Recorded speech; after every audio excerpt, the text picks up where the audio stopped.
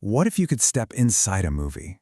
I mean, not just play a game, but actually act in a cinematic story that unfolds and, get this, remembers everything you do. Today, we're going to look at a project that's trying to build a whole new digital frontier for storytelling. It's blending cinema and interactive worlds in a way we really haven't seen before. So let's dive in and see what this is all about. It all kicks off with this invitation, doesn't it? It's a call to step out of the familiar and into a world of, well, eternal night, ancient conflicts, and a very, very different kind of immortality. So the big idea here is to use the power of modern game engines for something more than just creating interactive worlds. It's about actually filming feature-quality stories inside them, starring the players themselves. Okay, so the project's called FangVerse, and they describe it as a digital cinematic frontier.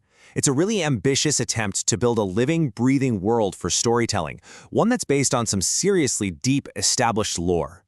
So how does this whole thing work? Well, for starters, it's built on an existing book series, which gives it this deep, established lore right from the get-go. Visually, it's using these ultra-realistic digital characters called metahumans, for maximum immersion. And the core idea, and this is the real game changer, isn't just to play a game, but to act in a story that's being filmed as it happens. All of this creates a persistent world where your actions have permanent consequences.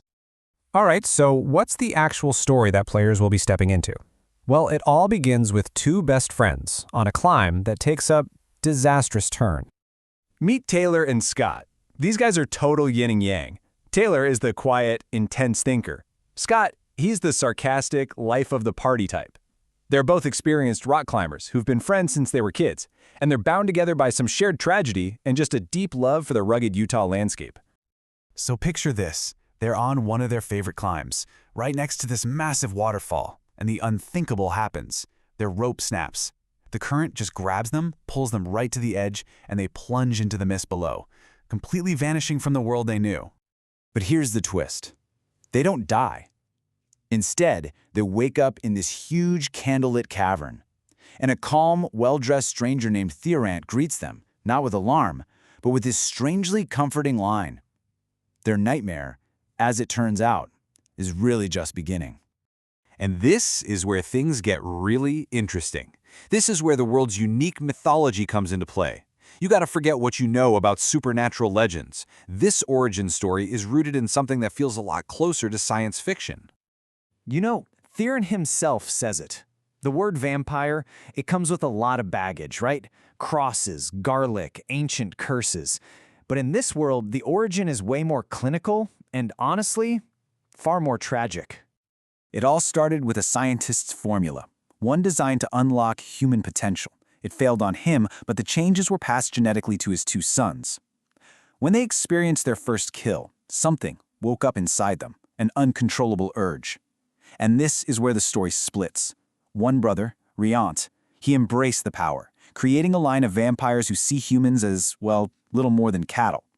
The other, Tanar, he sought balance, founding a line that is in a constant struggle to control their violent urges. This split, this is the central conflict of the entire world. And that brings us to the core struggle for every single character in this universe, the bloodlust. And it isn't just a simple hunger. It's described as this all-consuming addiction, kind of like heroin. It's a constant internal war that every vampire has to fight, every single day, or they'll be consumed by it. Okay, so we've got the story, we've got the stakes, but how do you become a part of it? How does the FangVerse turn all this deep lore into a digital stage? I mean, it's one thing to read a story or watch one, but it's another thing entirely to live it. And this whole project is being built with a really specific set of tools designed to transform players into actors. So it all runs on something called the Digital Cinematic Frontier, or DCF for short. You can think of it like a virtual film set. It uses Epic Games' metahuman tech to create these incredibly lifelike digital characters, all to make the scenes feel like a real movie. The combat system, that's designed to be visceral and raw. Think Gangs of New York, not flashy fantasy moves. And all of this serves the main idea. You, the players, aren't just controlling a character, you are actors embodying your roles through actual performance. And yeah, that right there, that is the ultimate goal. To create a digital space where role-playing and performance are the main event, creating a collaborative, evolving television show that everyone can, well, sink their teeth into. But the ambition here goes even further. It's not just about filming cool scenes. It's about building a world where those scenes have real, lasting meaning. And this might be the most fascinating part of the whole thing, a world that doesn't reset, a digital continent that actually remembers every character who is turned, every power struggle, every single betrayal. The history of this world is literally written by the player's actions. So how do you actually capture all of this history? Well, it's pretty clever.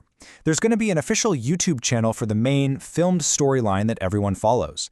But beyond that, players are actually encouraged to create their own character-specific YouTube channels. This lets them build out their personal stories, create their own content, and really establish their character's legacy within the larger universe. It's not just a game, it's a whole content ecosystem. And that leaves us with the final and most important question. In a world that never, ever forgets, where you can be a hero or a monster or something complex in between, the story is truly in your hands. So, what role would you play? What kind of story would you tell?